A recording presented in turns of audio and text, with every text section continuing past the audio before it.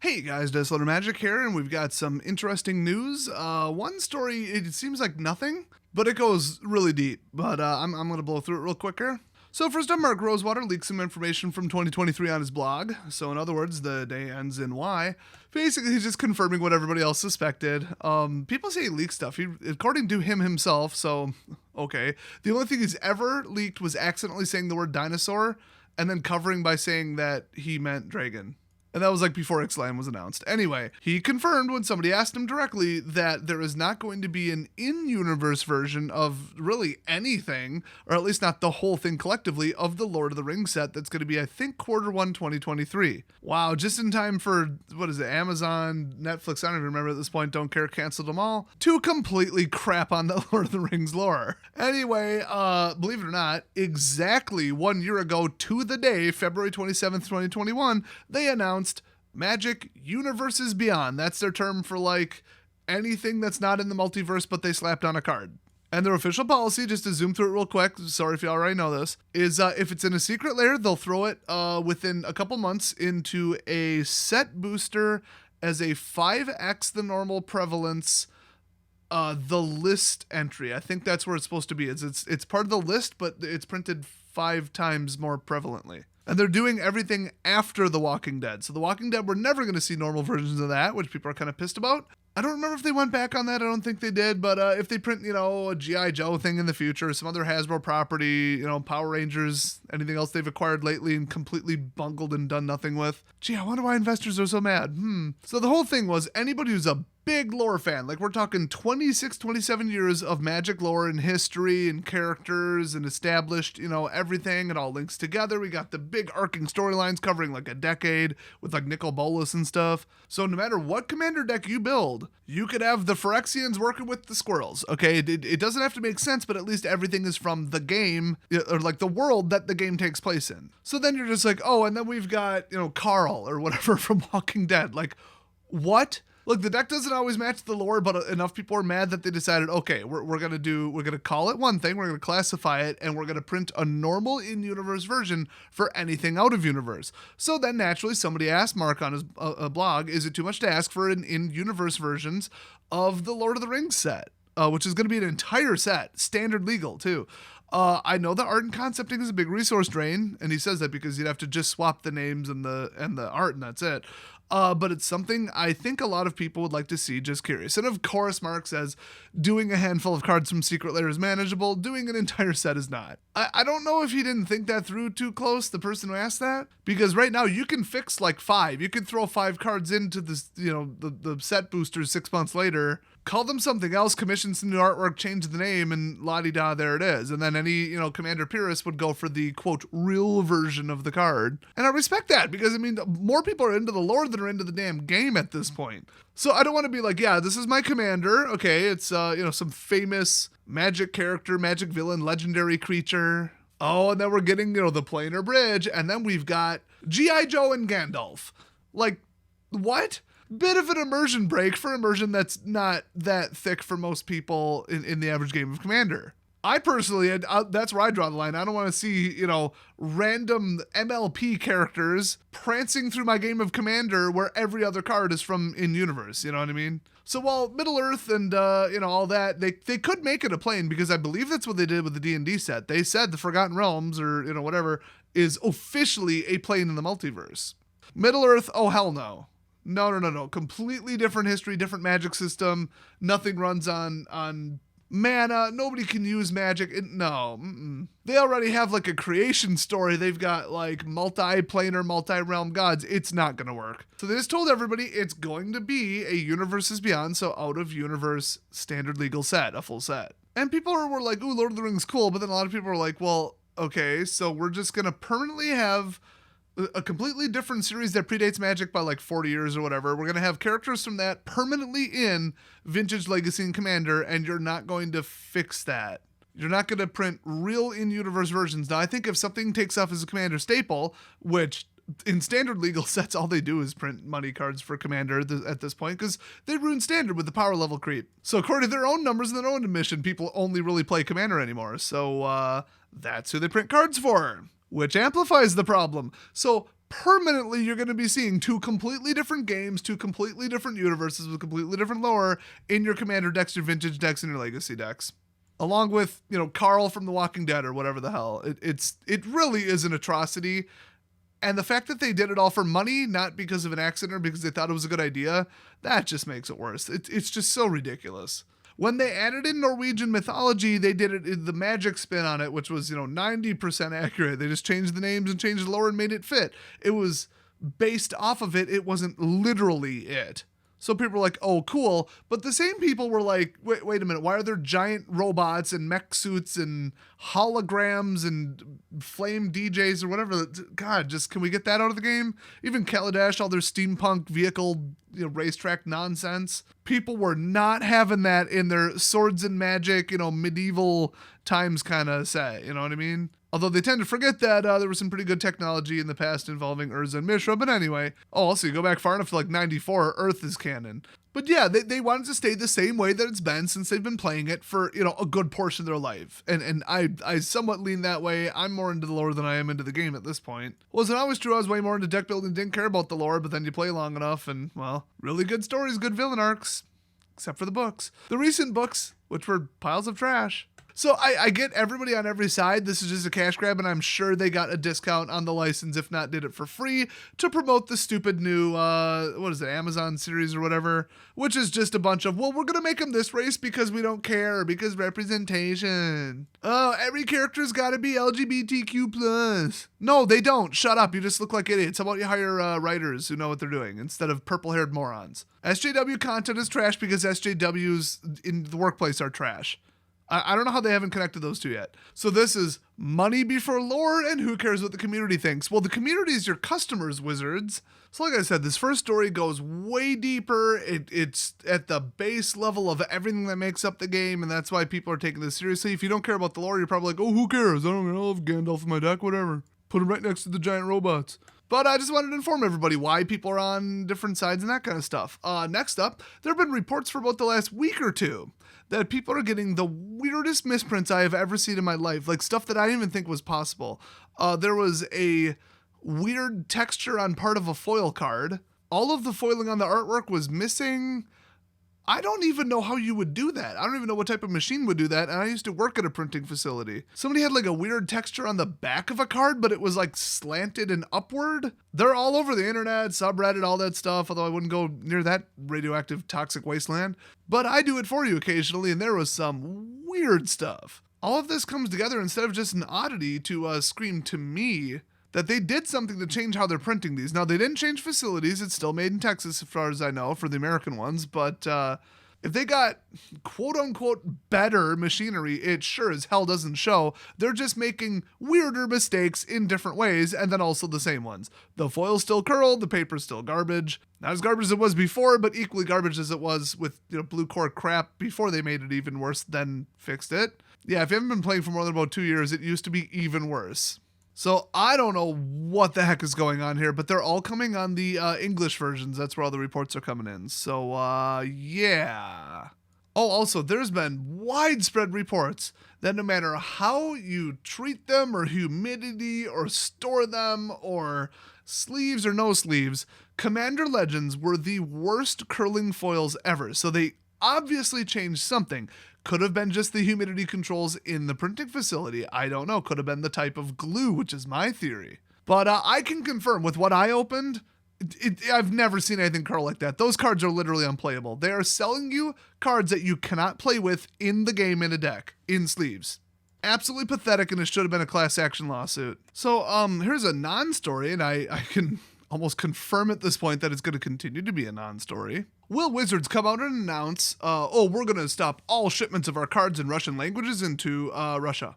My guess is no, if they want to copy other companies who, coincidentally, it helps their own profits to not, eliminate an entire market. But the narrative which does kind of check out is, why would we take it out on the Russian people? Like, let's say there's just some German chocolate maker or something, completely making this up. They're not coming out saying, well, we're not going to send any more chocolates to Russia. What, are they being used in the war? Is it tactical chocolates?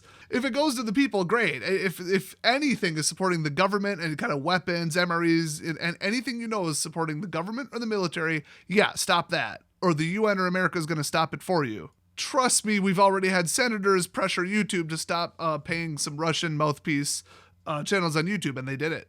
Kind of sad that they had to be told that. But then again, Twitter lets, Muslim-run countries say what they think about certain people and Jewish people and gay people all over Twitter. They can get away with it. They don't care. Makes all the sense for a far-left, yay, diversity, equality company.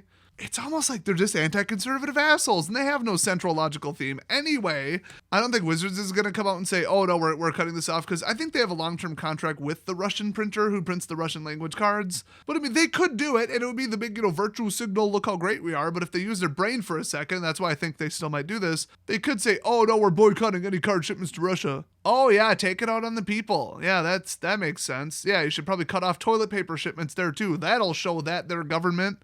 It totally won't make people who are ashamed of their own country's lives worse. So I anticipate Wizards staying silent on this, but you know who isn't? A guy on Twitter named Dimitri. I guess I'm not going to give his last name even though it's public, just because, sensitive stuff. But he's going to be in a really big upcoming tournament, not going to say which one. And he has publicly requested that Wizards let him compete under a neutral flag. Now, if you're not familiar with that, it's kind of a thing that they do at the Olympics. Not even just the last crappy sham Olympics, but like all of them. If for some reason you're from multiple countries, hold multiple citizenships, or just don't like your home country, or just whatever's going on, you can request to just be on your own team. You're just a team of the world. If you want more information, just Google Olympics neutral flag. And it's usually white with just the Olympics symbol on it. So I think he said he wanted a black and white flag. I'm not sure if that was just a mistranslation or whatever, but it could just be a WotC flag, could be a world flag, could be a Slavic flag. There's like 15 Slavic countries. And Slav culture, come on, am I right? I've told people, I might be the whitest person in Wisconsin, but if I decided to be a delusional transracial idiot, I would be like 1/3 Latino because I speak Spanish and the food's awesome. 1/3 Vietnamese, literally just because of the food. And 1/3 Gopnik ghetto-ass Russian. Because my God, does that describe my life. You take away the liquor, I pretty much am. I don't drink, by the way, which is weird because I'm half German. And from Wisconsin. But yeah, Slavs for life. I think they should just make up a Slav flag. It should probably just be a guy doing the Slav squat. Maybe in like an Adidas tracksuit. Would that be too much of a parody? I mean, it's accurate and they embrace it, but it's also a bit of a meme. If you want, I'll send you one of my t-shirts and you can put that on a flagpole. I think it's more of a digital thing. I think it's more they put the digital flag next to their name to say their country of origin. I don't think it's a physical flag. I don't remember them running laps with it after they win like a pauper tournament. But you know what? If you want to do it, I'll send it. Screw it. You could be on Team Desolator. From the Republic of Desolatonia. Desolatonia? We're working on it. We got to find a little 1 square foot island out by Hawaii anyway and stick a flag in it. Then 3 seconds later, Russia would invade it. But yeah, respect to him for publicly saying it and putting his own, stuff at risk a little bit. I don't think they're retaliating over their own citizens. 99% of them seem kind of pissed. I mean, there have actually been Russian YouTubers that are just like posting apology videos and saying that they're disgusted by their own country and their own government. But currently, I'm disgusted by my own country and government. So, join the club. I'm sure if North Koreans had the internet and any semblance of freedom, they'd say the same thing. And, Canadians aren't too thrilled with Trudeau right now. So, yeah, I get the sentiment. We all get where you're coming from. So shout out to Dimitri. He's freaking awesome. So next story, huge news coming out of the new Capenna world, which is, of course, the new set coming out. It's going to be a, 1920s, 40s, 50s, I forget, like New York Art Deco kind of set. But it's a realm created by, I think, Sarah, but then the demons took it over when she, died or what. I don't remember what happened to Sarah. Anyway, we're not here to talk about the lore. We're here to talk about something that they probably should have done a while ago. I found this actually pretty annoying. You know how they would do the pre-release and then sometimes even I think they did a week ahead of time or a couple of days ahead of time, the release digital on Arena because they wanted to plug Arena. Well, now anybody who's going to play Arena is, and well, they've lost half to 2/3 of their customers by any metric I've seen. Now they're like, fine, let's give up on Arena. It's a complete and utter train wreck because Standard is at the core of it and Standard's a shit show. So you know what we're going to do? We're going to go back to selling paper and, COVID's kind of winding down. Let's get some butts and some seats. They are desperate. They can only sell so many damn secret letters because people only have so much money and they're getting sick of them. And they just sold off MTGO to a third party. They're kind of, in my opinion, making their books look a little more optimistic than they should be. Okay, they're selectively selecting statistics. Well, welcome to financial reports, but I'm not saying they're cooking the books, okay? But even saying that Magic had growth is just ridiculous. But getting some paper players who already played Arena all through COVID, getting them back into the stores, yeah, that's their goal now. Oh, all that was just my theory. But what they're doing, Blake Rasmussen kind of soft confirmed that too. I should throw that in. But what they're doing is the pre-release paper at your local store is going to be April 22nd, and then it won't be launched on Arena until the 28th. So you want the cards, you want to build a deck, you do it in paper, you wait a week.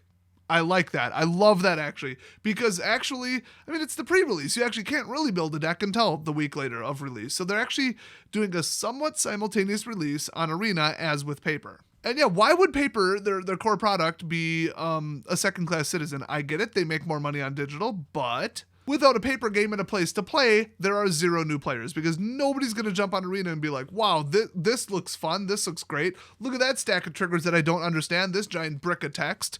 I could be playing anything else. This is a f***ing computer. I could be playing Elden Ring or Cyberpunk if either one of those had a frame rate above 5 FPS and didn't crash every 6 seconds. I could be replaying Skyrim again. Or New Vegas. By the way, New Vegas 2, confirmed, sort of. They're working on it. They're talking about it. They're in the initial planning stages. Yes, I snuck that into the news video about Magic. Sue me. It's New Vegas. Come on. That's like top 10 video games all time. The other 9 are XL3.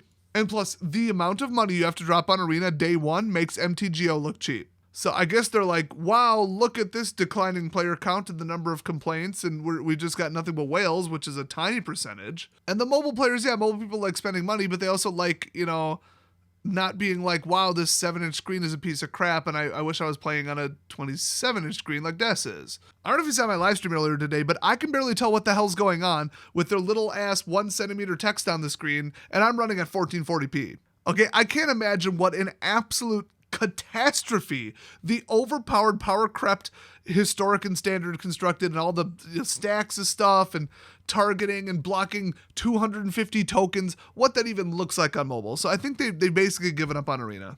As far as trying to push it without putting it in another direction, if I were them, 100% all access, free, artisan, standard constructed, or new set block constructed. 100% all access. Then once you get sick of that, then you jump into standard, historic, whatever, side events, get some coins going, but at a rate where you're like, oh, if I just spent $20, I'd be able to build, three decks and not just play the free stuff. I could play ranked, I could play the events, I could play a draft, I could, get some wild cards, like you want to get them in with the free thing, not, hey, $100, drop it right now, day 1. You got to get them in with the free limited thing and then wave other stuff in front of them. Okay, everybody knows that's how you do gaming. And if they want to grind their way out of it, you can grind pretty good in Arena. I mean, I've dropped like $40 in the entire lifetime of Arena, and I'm good. I've got 70 decks. I've got almost 1,000 wild cards. You got to be able to onboard new players. So they're apparently just being like, you know what, let's just go back to the normal thing. We're going to launch it on digital and paper at the same time instead of prioritizing digital. That's the real story behind this. People are just like, oh, look at that. That's kind of cool. That's kind of neat. And there's no substance to their reporting. They don't think twice about it. No. They're going back to parity and trying to push everything instead of prioritizing just one product. Imagine that. What a concept. So next up, we got 2 stories that I just couldn't find enough information on and contradictory stuff, and I'm just going to report them because it's getting too far away from when I first heard about them. Apparently, there were promotional metal cards sent out in Japan only, involving, I assume, Kamigawa, and you're probably not going to be able to afford them or get them. I think they haven't even shipped yet. I don't know. I'll follow up when I see them on eBay. I heard about them. I saw some pictures, then every reference to them that I could find online disappeared. So, yeah. For all I know, they're canceled. Who knows? In the meantime, if you want some metal cards, go check out the Legacies Allure fundraiser. Full disclosure, former channel sponsor. But they're currently sitting at over 150% funded on a Kickstarter. But in the top tier, you get some killer metal cards, which I have near exclusive footage of. They are amazing quality. But let's back up to about 8 years ago, Des, that said, hey, why don't they print some metal card promos? Why don't they have your commander instead of being an enlarged card, because that's stupid. That's just even more of a liability. And they did stop doing the oversized cards. Why don't they do a metal card? It's not that hard to print on aluminum. In fact, aluminum blanks the size of a business card and just enough thickness to not bend. Those are unbelievably cheap. We're talking like 10, 15 cents per blank. And you can gold plate them and dye sub print on top of it. Allegedly, they dye sub print all foils on top of Mylar anyway. And then they glue them and they have to let them cure for 2 weeks. I think it'd be cheaper to make aluminum cards. What is wrong with this company? Make some freaking metal cards. It's about damn time. I was actually going to send out metal cards right before COVID screwed everything over worldwide, because you got to get them made overseas. But yeah, I was going to get gold-plated metal cards with Mr. Pickle on them and send them out to my Patreon supporters. and just every supplier fell through, and it just turned into a giant crap show as usual. Welcome to international business, and welcome to COVID. I'm still looking into it for next year, but now the channel's like not making any money. I'm still looking into it though. It's not that expensive. And the next story, I said there was 2 that I didn't have enough information on. I just deleted my notes because I thought the video was over, and it's 3:30 in the morning, and I forgot what it was. So, DNN, still more respectable than CNN. Your source for some news occasionally. It was a really big story too. I couldn't find anything on it. Whatever, maybe we'll come back around next week. So the last story, absolute savage on YouTube, 8th place Dave, decided to make a guide to uncurling your foil cards, usually referred to as Pringles, using some tape, a sleeve, and a Pringles can. It is currently sitting at 22,700 views. No joke, as soon as I get time, I'm going to try, not even like as a haha funny comedy video, but actually try experiments that I do not know if they'll work or not. Rumors are heard online, heavy books, putting them over Steam. I own a bench vise, and we're going to try uncurling some Commander Legends if I still have any. I think I do. My guess is nothing works. I do know that the big card companies allegedly have a way to uncurl foils, but they won't disclose what it is. Sure, shit ain't gonna stop me from publicly disclosing it, though, if I discover it. But yeah, we'll try everything, see what works. I'll probably just get pissed off and blow up the cards or light them on fire, so watch for that. And on that happy note, I'll see you guys next time.